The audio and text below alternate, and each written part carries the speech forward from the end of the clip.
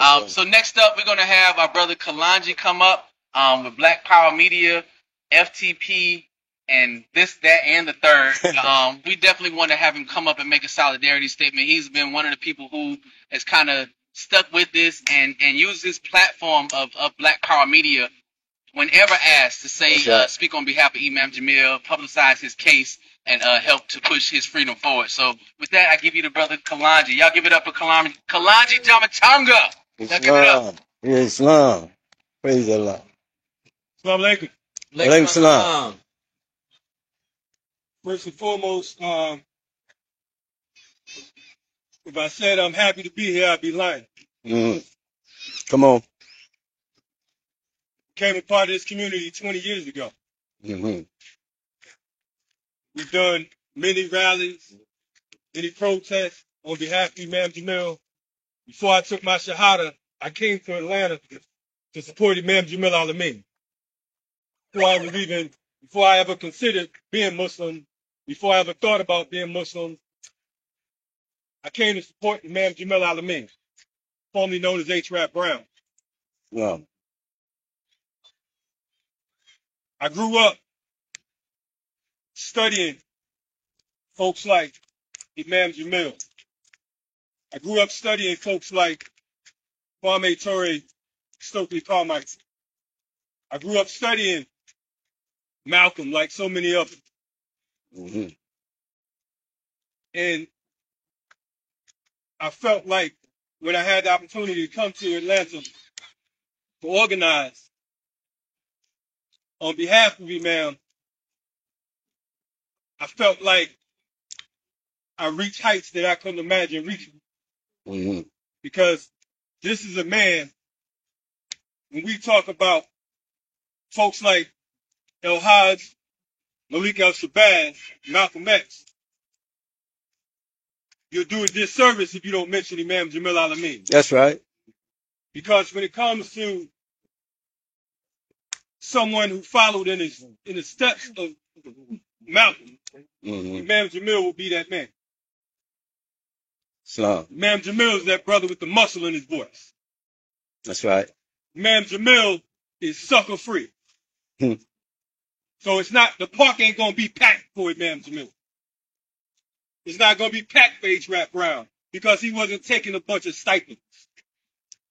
He wasn't looking to speak at the next university. He wasn't looking to be famous.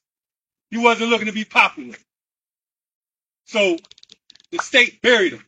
And many of us grabbed shovels and helped to toss the dirt on. Many in this community right here. Right. When I first came to this community, and I'm just going to say what I'm saying, and my brother Chad is here, and I've been knowing him since I've been in this community, and he can vouch for it. When I came to this community, again, I came here, I wasn't Muslim, but reading Revolution by book. Right. By Imam Jamil Al-Amin pushed me over the cliff, over the edge. And I took my shahada in that little yellow house over there. With Jamal and Bilal Sunni Ali. 20 years ago. And I immediately hopped on that work.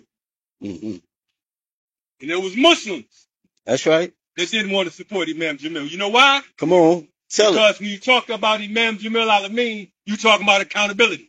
That's right. When you talk about Imam Jamil Al-Amin, you talk about responsibility.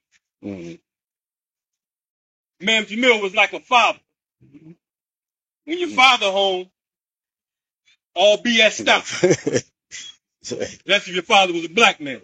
You might play a little bit with your mother, but with your father, you knew it was all bets is off. So when the father's gone, we sometimes act the fool. You're looking at this poster right here. Come on. I'm looking at Imam Lukman right here, who I would see in this park every now and then. That's right. When he would come from Detroit. I remember the first time I met him. I said, hey, how you doing, Brother Klein? You said, I know who you are. Imam Jamil said, give you a salam. I knew who Imam Lukman was, and I knew who Imam Jamil was, but I didn't know they knew who I was. Now, to some, you may say, well, what does that mean?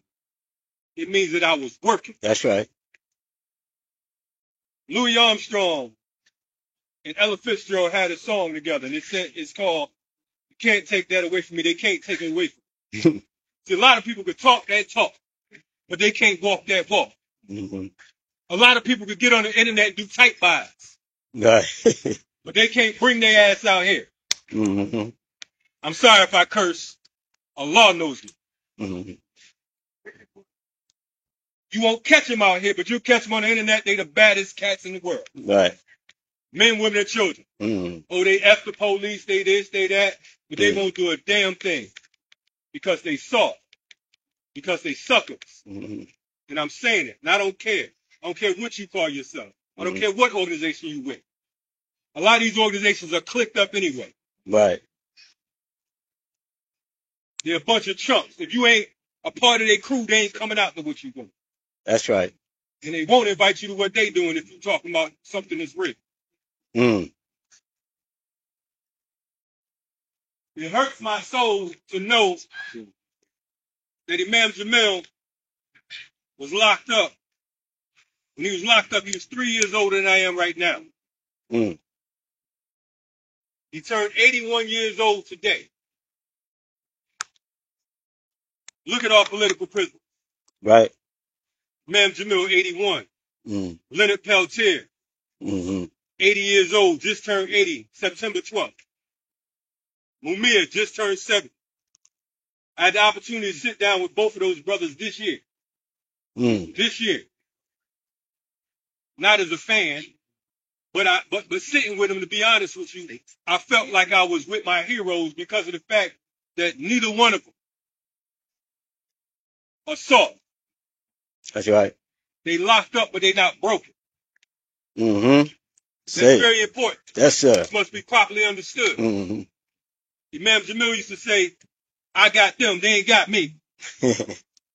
That's right. They don't got me, but the problem is they got y'all. Mm. Come on. And I'm not talking about the people that's here, so and if you feel like I am, then that's too damn bad, then maybe I am. Mm-hmm. They got us. They got us scared, as Mustafa talked about, to speak. That's right. What you was talking about earlier, it said in Islam, you're supposed to hate it one of three ways. Mm.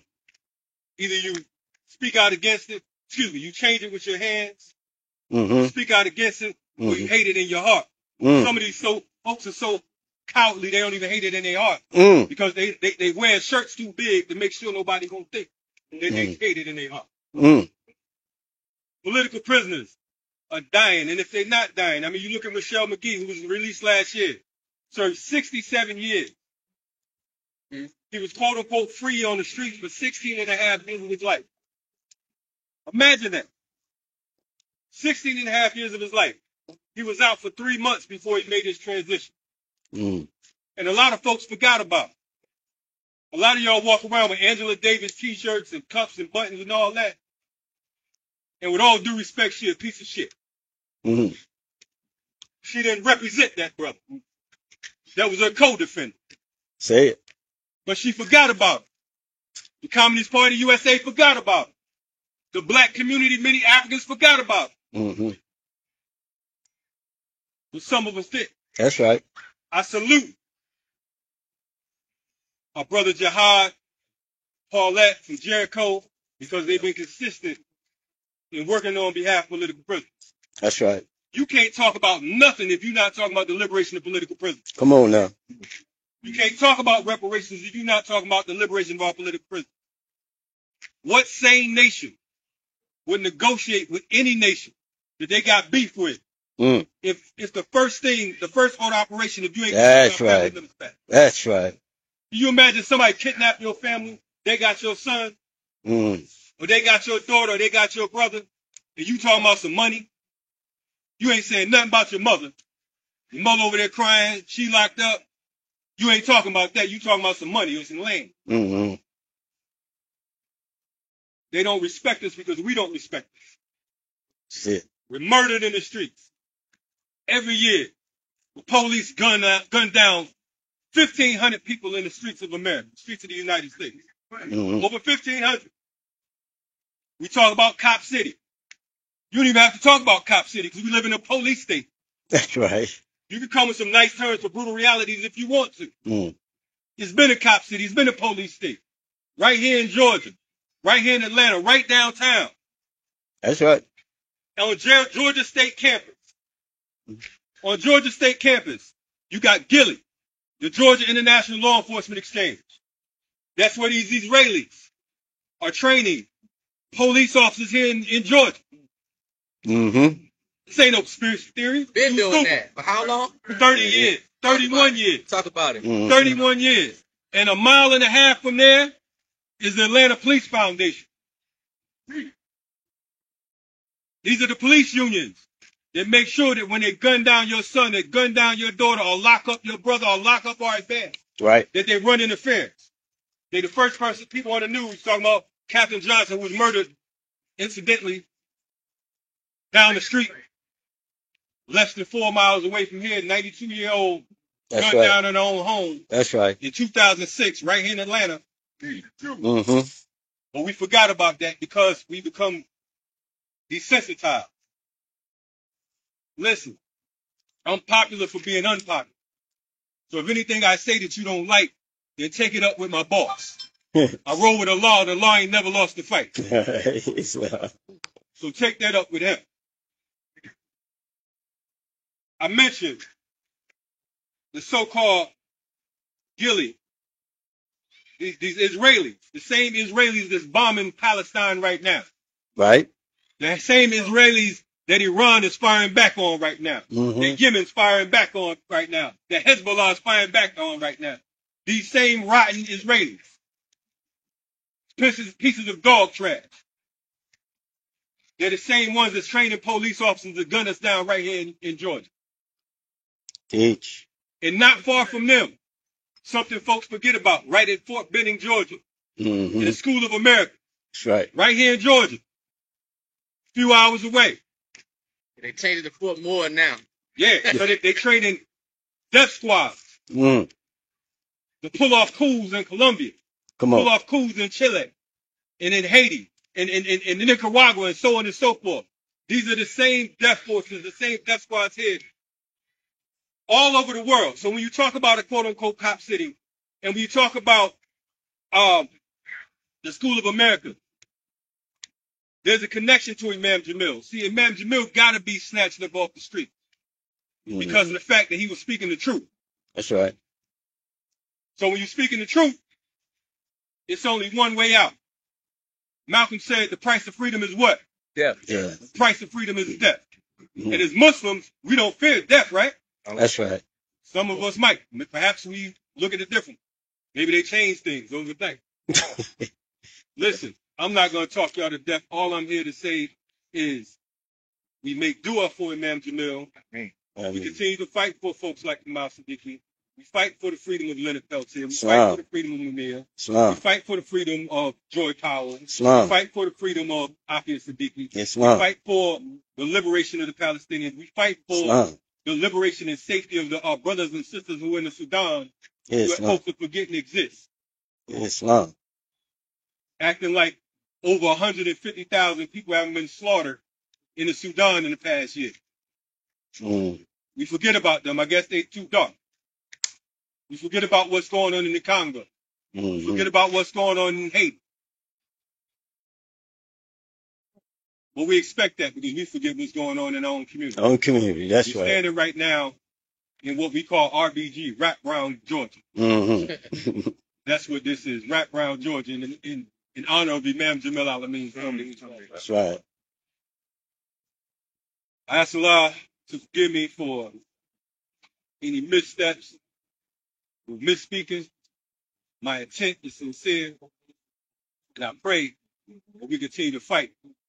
And I believe in all my soul that we're going to be victorious. That's right. I refuse to believe that we came here for a few minutes That's right. to lose. Come on. I refuse to believe that. Mm-hmm. But anyway, let's stay on the right side of the barricades and let's fight till we win.